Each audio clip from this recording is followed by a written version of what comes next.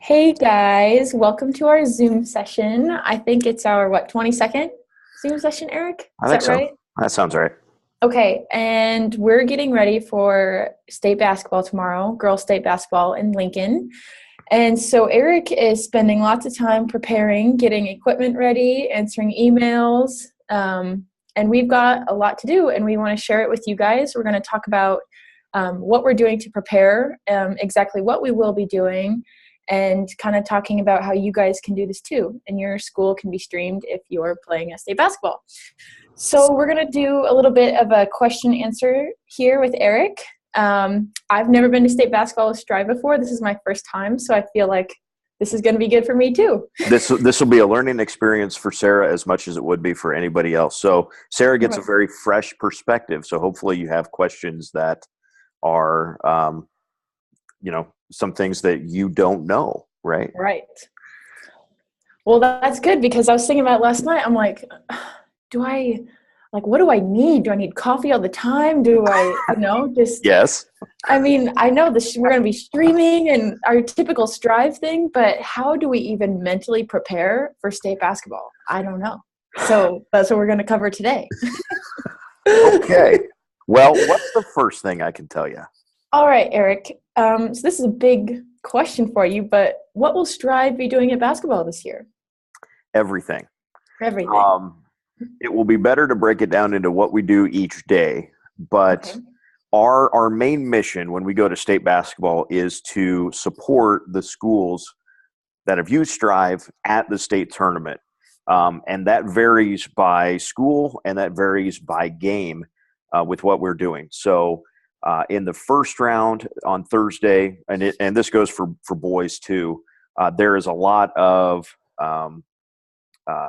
making sure that if a school wants to stream, that is a possibility. We work with the NSAA on getting passes for the schools so that the kids can get in free. We work with the NFHS network, which has the streaming rights for the first and the second round, and to get their games scheduled. We work with the school again. Just got Riverside and Mitchell set up with their templates to be able to stream on the NFHS network.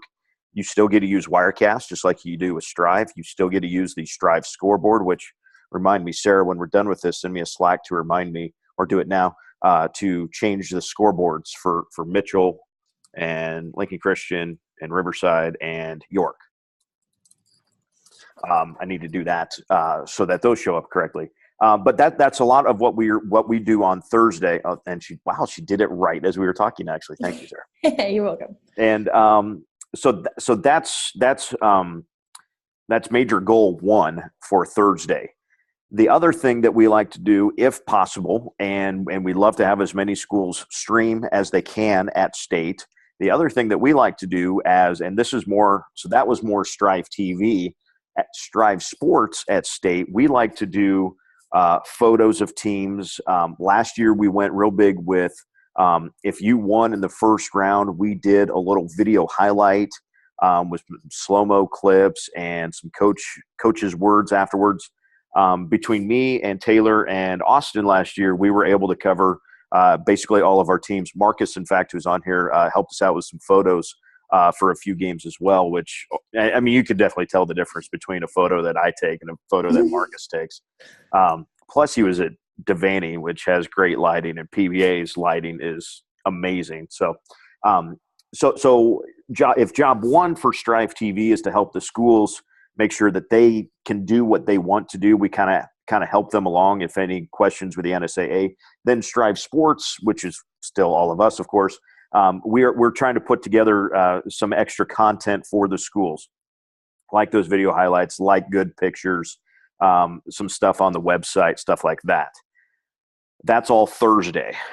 Then we go to sleep late Thursday night because, of course, games go forever.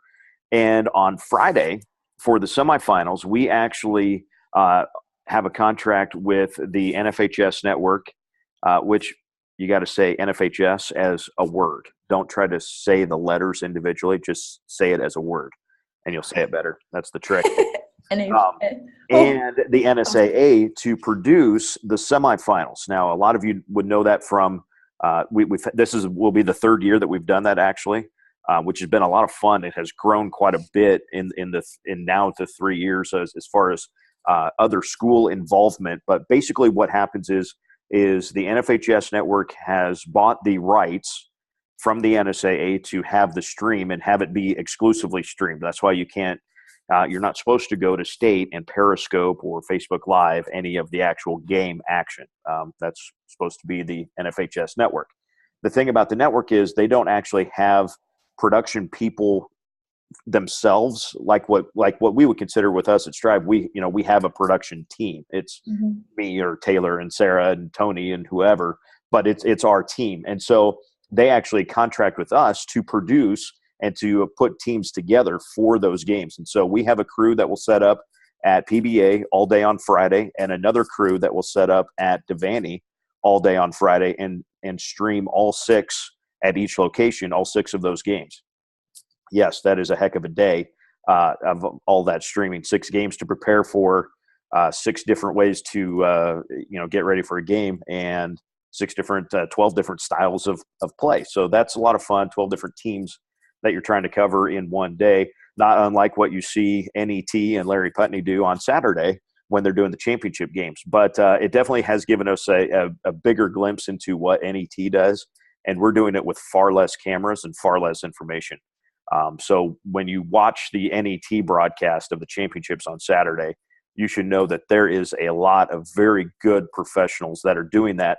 And hopefully the longer we keep doing this, there gets to be more school involvement. That first year when we were doing it, it was a lot like the crews that we got set up at PBA and Devaney for the semifinals were a lot of the people that were us. There was me and there was Taylor and there was Tony.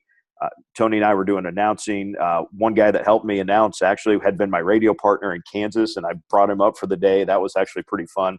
He's from North Carolina, so he talks funny, and Barry would appreciate that too. Don't worry about that.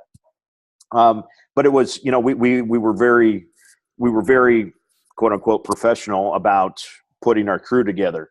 Last year we had much more student involvement, which was a lot of fun. Jeff Ekstrom at Kearney, Alec Rome at Omaha Central. They both did their first round game. Jeff came back and did semifinal stuff on Friday night, which was a lot of fun. I've already got Jeff and his partner Cannon Rath in Kearney. They're going to be helping for girls state this week, and we'll get a schedule for them fixed up again next week for the boys.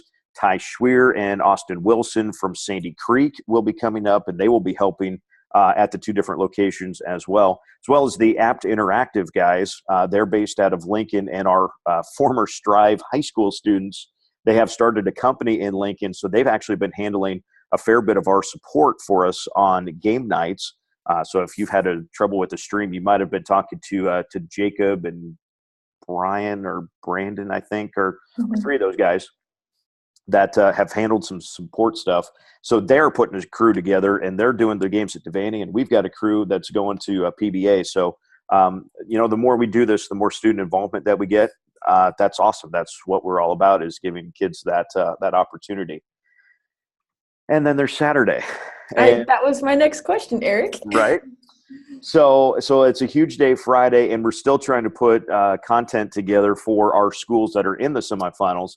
And then on Saturday, there's more content to do for the schools.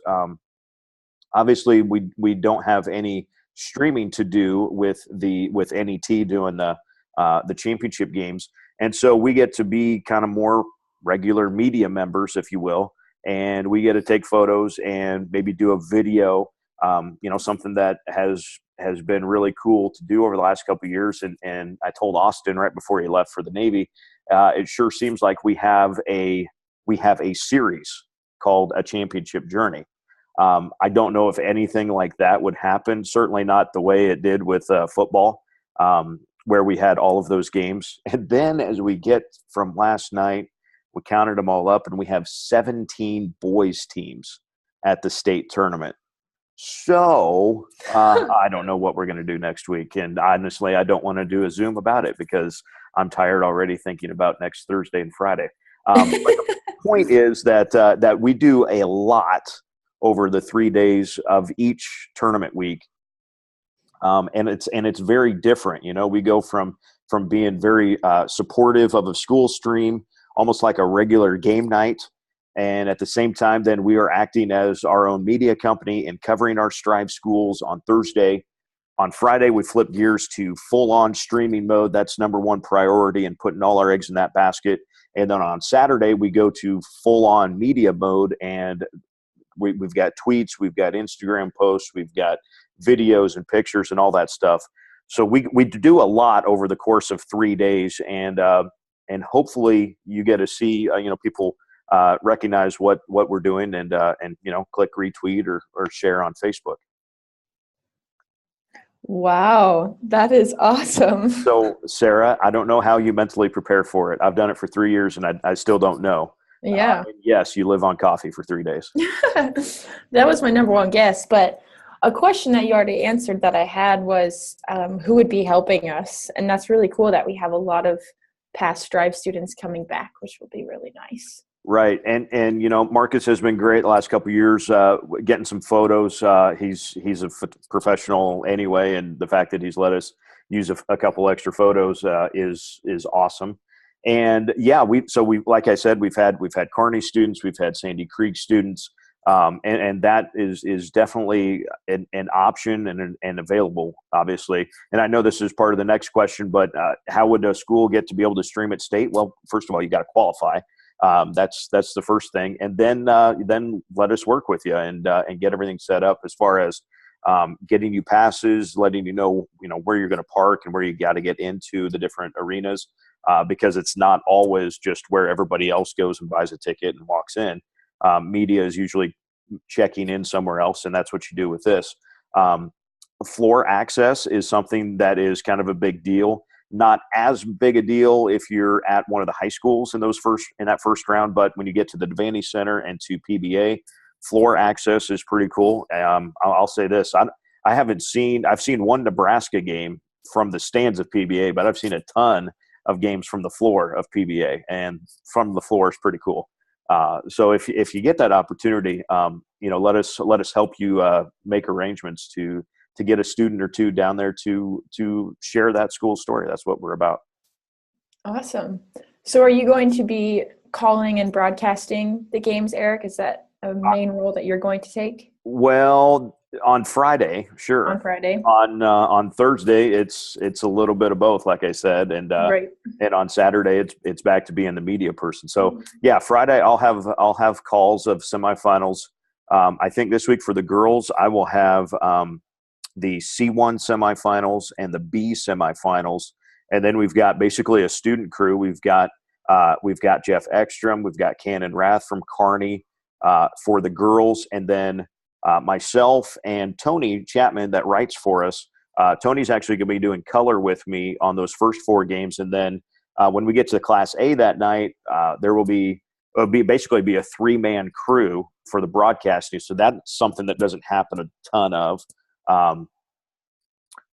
Somebody has done it a few times. Actually, I think Kearney has done it a few times. So not something that I've done.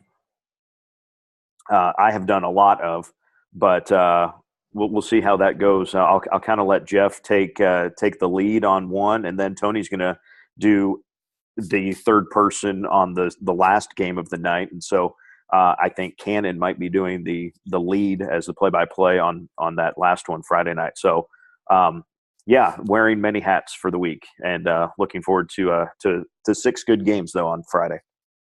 Great. Well, that's some good information, and you answered all of my questions, Eric. It's like you knew them or something. It's like I wrote them down for her. Well, that's great. Do you have any other? I don't know. Marcus, pop in here if you got anything for us. You've always got an idea about something, so surely we haven't answered everything here. Oh, I was just kind of curious. Are you guys doing any multi-camera stuff at any of the semis? At the semis, right now I'll say no. Let me spotlight. I'll say this right now, no. That good gravy. What is going on here? Oh, Keeley at York is not in school today. Well, that could be problematic.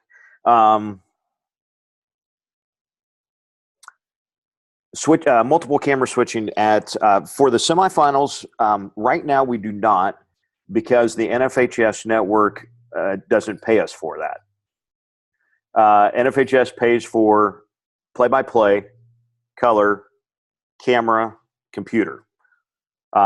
You start adding cameras, you start adding another director, and you start to go over the budget that they give us for that. So for now, I'll say no. I will say this, that in the first round tomorrow, the York game will have a 2-camera setup. Pretty sure that Kearney's boys game will have a 2-camera set. Actually, maybe I think they have 3 actually. So a 3-camera setup for when Kearney comes. There might be more games than that. We're gonna, like I said, there's a lot of emails to do the next week. Looking at the boys real quick ahead, York and Crete play each other in the first round, both Striv schools. I know Crete already has said they want to stream. York has said they already want to stream. From an NFHS network side, they only would like to see 1 stream of that game. So that might be an opportunity. York has the switcher, might be an opportunity to have kind of a York and Crete combined stream, combined crew, if you will. Maybe an announcer from Crete, an announcer from York, and 2 cameras from York and 2 cameras from Crete, and can do some cool stuff.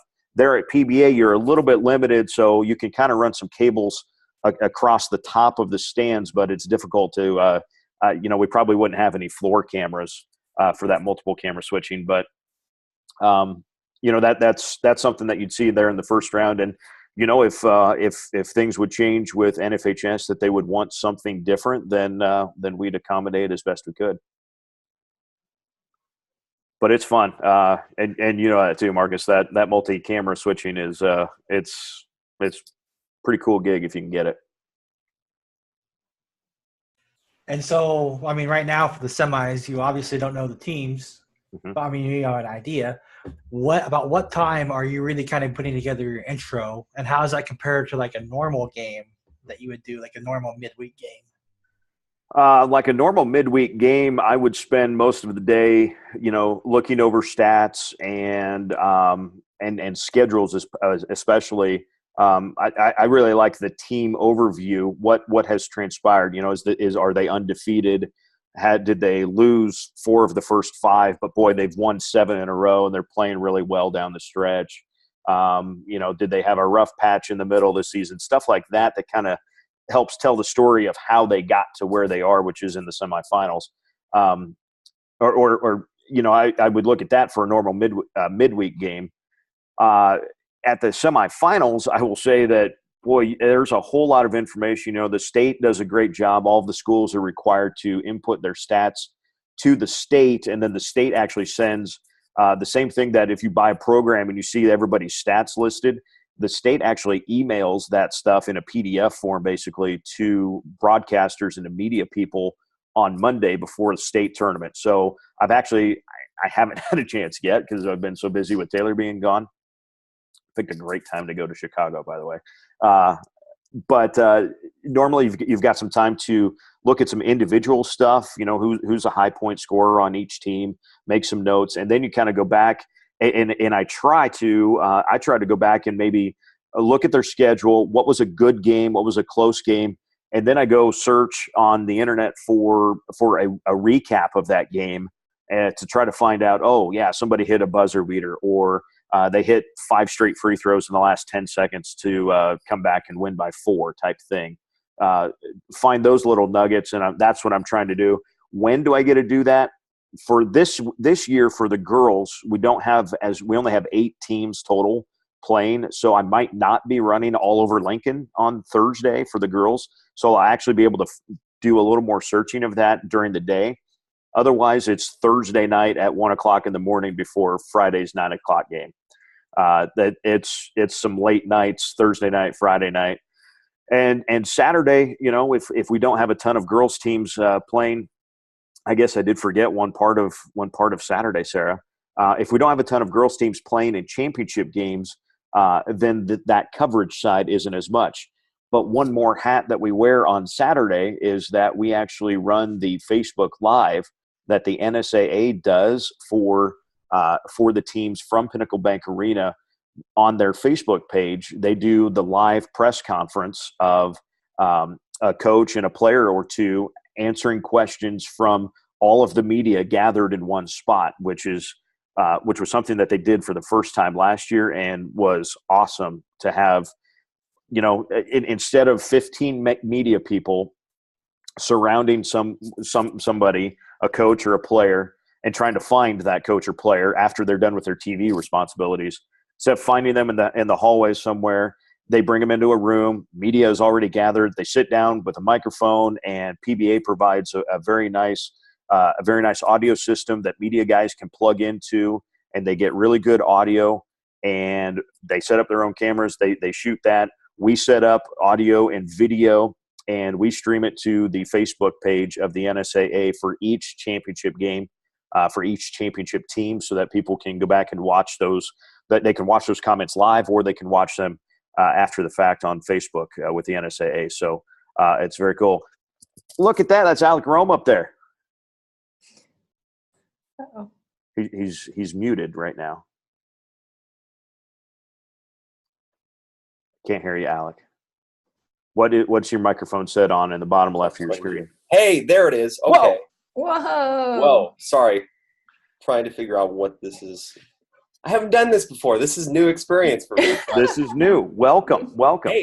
Hey, by the way, we're almost done, so thanks for coming. Oh, well, that's great. That's, I just thought I'd come in like 20 minutes fashionably late, just come in, hang out, I went and got lunch because lunch hour comes right as the meeting was starting. Then I come back and I was on my phone. I'm like, oh yeah, that started at noon. Yeah. So. Oh yeah, that started at noon. I'm going to direct you as soon as this is over. I'm going to upload it and we will share it in Slack and on the Facebook page and in the school dashboard. Alec, you'll want to watch all of this. It will have to be really informative for you. But I'm not going to read. No, that's fine. That's fine. Sara, what was I talking about? I think I was maybe done with that thought, but I think you were finished with the thought.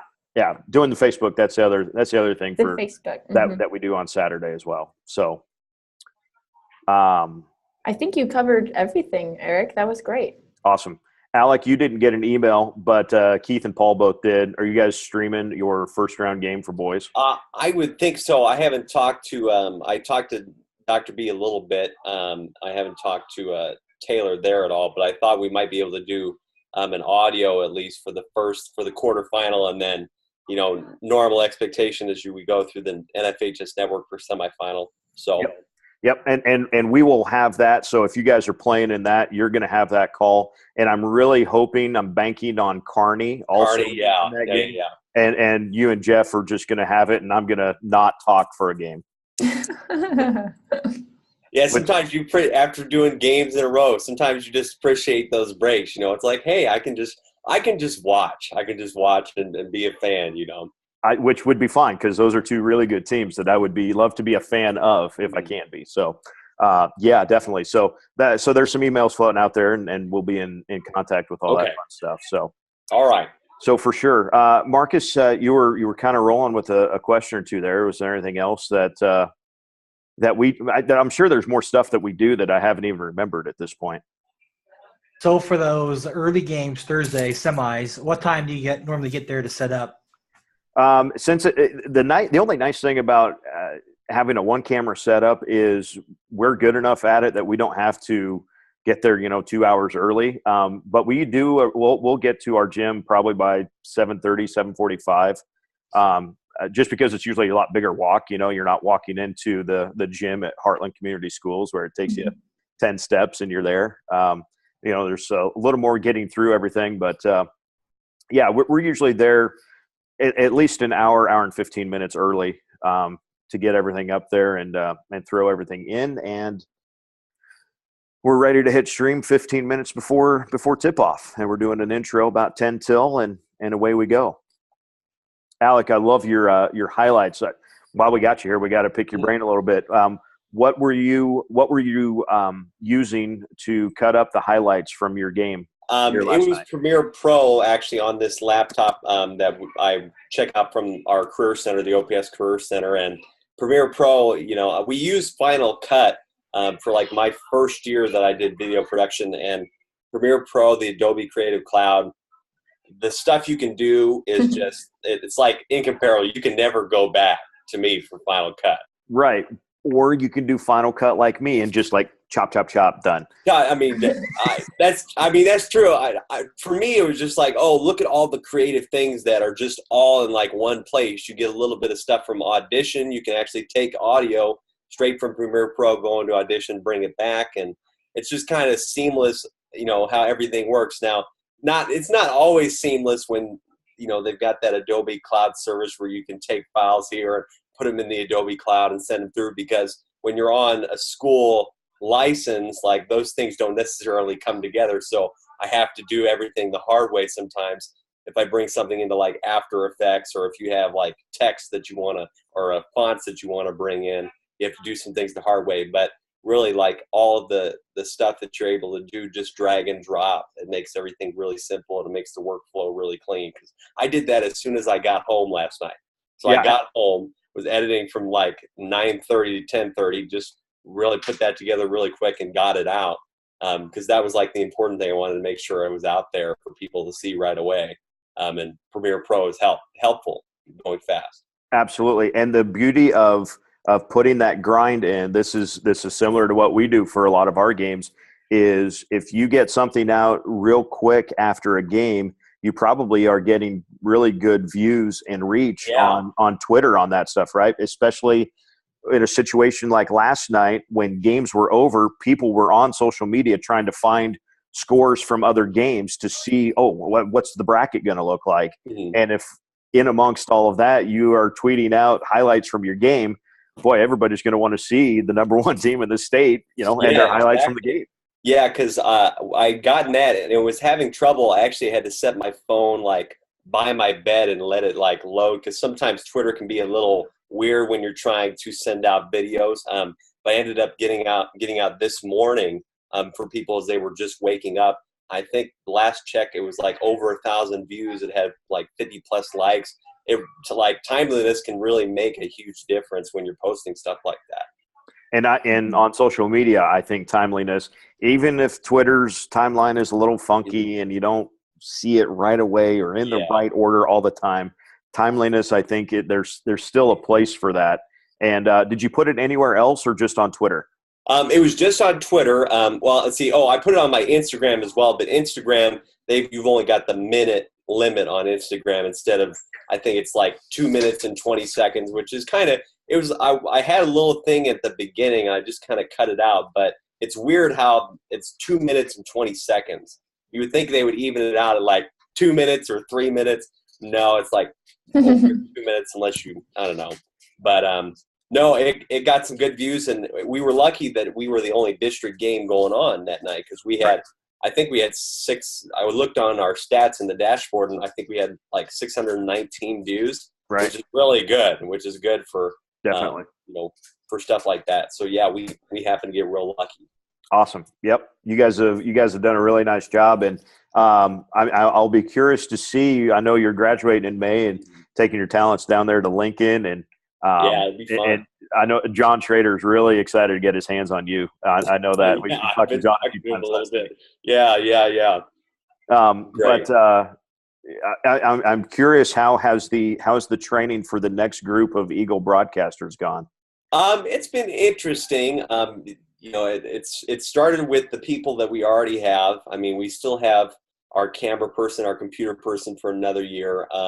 But it's been really trying to work with our color people to kind of transition over, have one of them transition over into the play-by-play spot. I'm trying to give them the formula of, okay, time, score. And I've tried to ease them in during the girls' games when they have that opportunity to really, focus on those like really big fundamentals. And then they've been doing a lot better when it's, when we end up doing the boys' game, that second game where they can come in at the right times. I try to get out and they can come in, and they're normally pretty good about that.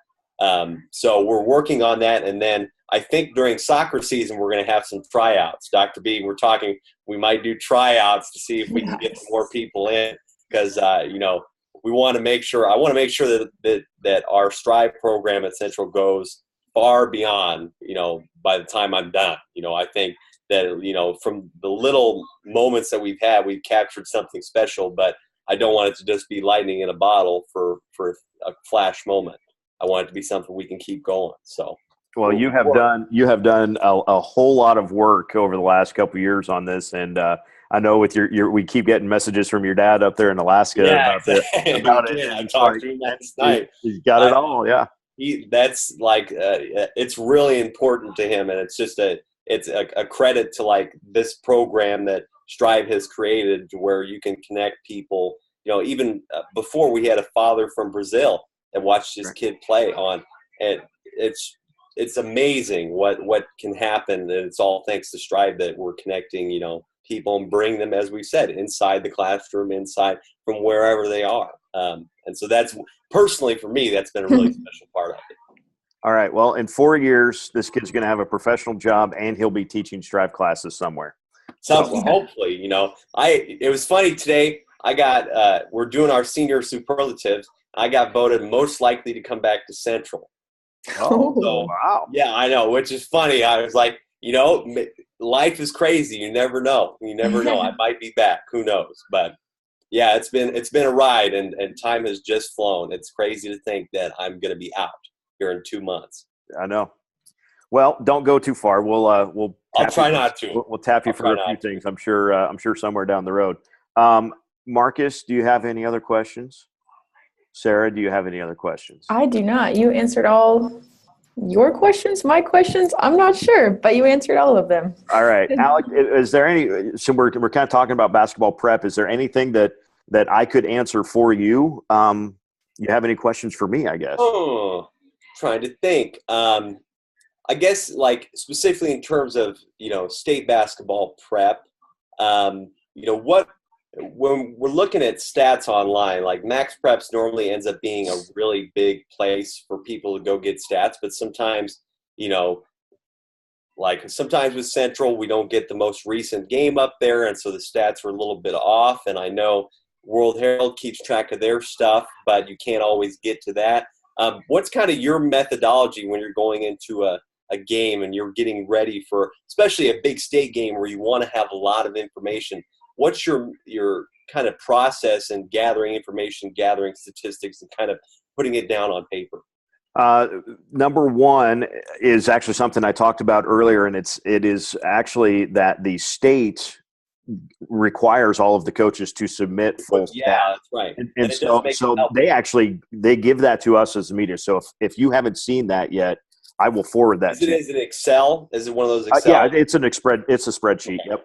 And then with Google Sheets, boy, that's real nice. You can actually share that with, I could share it with Tony and with you and with Jeff and with Ty from Sandy Creek, and we can all be working off the same sheet, which I really like doing that too. So when we get to state, that's number one. And then, like I was talking about earlier, I start to go through a team's schedule. And I'm trying to find, what was a game against a ranked team or a game that looked like it had a really close score. And then I'm going to search online for a newspaper recap of that game so that I can maybe pull a nugget or two from that newspaper recap and say, oh, yeah, don't forget, if the situation arises that, it's a close game in the fourth quarter and they had to hit a lot of free throws to secure a win, oh, this is just like what happened back in January when they played so-and-so type thing. So, that's a long process. It's a late night Thursday night once I know who's playing. Exactly. Yeah. But, to a certain extent, you can – you never want to put too many ducks in that semifinal basket, but there's some teams that you could say, okay, they should probably be playing in that on Friday. So, you can spend a little extra time maybe on them. But the beauty of the state tournament, you always get that surprise, and then you're scrambling for information as best you can. So, the state website is state stuff is kind of where I go first. Then I'm looking at games and newspaper recaps of close games. The World Herald does a great job too, and And the one thing that I feel like I should get at some point is a subscription to the World Herald Online. It helps so much. Go past your 5-article limit every 30 days. I mean, they do some great stuff. It really does help when you're able to read like all of those recaps. They have everything there for you, even quotes too, things that you can talk about. Like one of, they've asked Barons, and something that I brought up every single time with Central is that, we talk about how they can put 5 people out on the floor at all times. And then the World Herald comes up with something saying, Barron said, one night it's Jay and one night it's Latrell. We're able to tie in those things as well. It just one extra thing you can talk about. Absolutely. And if you don't get that, remember, if you don't get that sit down meeting with coach and you saw that quote somewhere else, by all means, credit them. Oh, hey, we saw this in the World Herald that, and you guys are lucky actually there in Class A and in Omaha that the World Herald is covering all of those Metro teams. It gets a little more interesting when you start to cover C1 and C2 and D1 and D2. And, C1 has got Mitchell, which is basically Wyoming, and Lincoln Christian that could be meeting in the semifinals or whatever. Now you got to know which newspaper you're trying to look for. So that does get more fun. But yeah, you're right. Using other media outlets for information is big. And as Alec, you're going to have a long career doing stuff like this. Other broadcasters are great resources as well, especially a broadcaster that covers maybe a small number of teams. They get to know those teams pretty well. A quick phone call. Hey, tell me a little bit about these guys. You might get a player by player breakdown. Hey, this one's the slasher. This one's the 3-point shooter. This one's the point guard. This one's the post. And you can pick up a lot of nuggets real quick from and it's helpful when we have in-stripe matchups like Central and Kearney. When it happened the first time, Jeff was a very, when Kearney, not a team that I necessarily watched the entire year, followed a little bit, but when Jeff was able to come in and bring sort of those next level, analysis and things that we're going to see, it makes it a lot easier. And we've created, Stripe's created a nice network to be able, if we have one of those matchups, a Central Miller West, Kearney Miller West, I'm losing, track of all of the many Stripe schools that we have all across Nebraska. And more to come. The network now, so you can figure it out. That's right. Whatever you want to know. Yep. Awesome. Well, Eric, it's not really a question, but you brought up a point. So like when I think of state basketball, one of my favorite parts is seeing all the other media members that, maybe they're not my friends, but like all these familiar faces I know. And because I am not 100% media all the time, I don't see them until state basketball. So it's always great to see all those guys. And you're talking about using other people for resources. And anytime I take students off campus, I encourage them to meet somebody else from another district. And so like any of the Strive students that are out there, it'd be great if you can meet another kid from another Strive school, but like definitely actually talk to the media people. And because you might be able to, get your foot in the door right away. And even if you're not pursuing a job, it's just nice to know those other people. And occasionally you might run into somebody who's not really there to talk because, it can be a long day. But like anytime you can find and build another relationship there, I think that's a good thing. I got a funny story about talking to somebody. And this will be the last thing because we've taken enough of people's times. And this is going to be a huge YouTube file. My brother graduated from Fillmore Central in 2004. So his senior year was 2003 for football. They were very good at football. Mike Brower set the career rushing record that year for 11-man football in the state. It's since been broke, but at the time that was a big deal. He was the first back to rush for 1,000 yards. My brother was part of the offensive line that these guys, basically all 5 of them when they were sophomores were blocking for Mike, and I think 3 of them were playing as freshmen. So the offensive line had a big role in and they were all classmates with Mike. My brother, when Riley Jane Hamilton was with the Lincoln Journal-Star, came to Geneva to interview Mike and Coach Malone. She also interviewed a couple of the linemen. And my brother always tells a story that he thought he gave a really good interview, just a couple of good quotes to Riley Jane for the article that she was writing about Brower. And for that reason, he got first team All-State. he was not the best lineman on that team. He wasn't the best lineman on the side of the line. But he gave a good interview, and Riley Jane remembered him, and he got first-team All-State for that. So it always helps to speak nice to the media people because they can and sometimes do hand out awards. That's right. And it never hurts to go to at somebody on Twitter. Absolutely. You never know. They might reach back to you, and you can always learn some little things along the way if you just, there's plenty of sportscasters out there that provide their own resources. I mean, there's so many resources, STAA, there's actual broadcasters you can just follow, and you see their whole process. You see their spot charts. I mean, you can learn from the people that are professionals right now. They're open and willing to be able to give you advice. Alec, a good follow for you if you don't already. IMG Audio, I think, on Twitter. Yeah, I think I do. Yeah. Okay. They always put some good stuff out there, highlights right after big games. Yeah. Right after big games, and of course, all of their audio is feeding in there. Nebraska is part of the IMG network, of course. That's real fun, especially when they haven't done it as much this year, but they did it last year. They had guys that were with IMG that were actually talking about how they built their spotting boards. And I was like glued to that stuff on how those pros really put things together. So very interesting stuff. But yes, you never know who you know until you don't know them, I guess is one way to look at it. Yeah. So cool. Alec, you're going to want to watch this replay as quick as you can. And Marcus, I'll go back to the beginning. I'll rewind. Yep. Mm-hmm. Sounds good. All right. I think that's what we got. It's Wednesday. I'm going to grab a bite, and I got more graphics and prep to do. So thanks. Awesome. Thanks for watching, and Alec, we'll see you in Lincoln there. Later.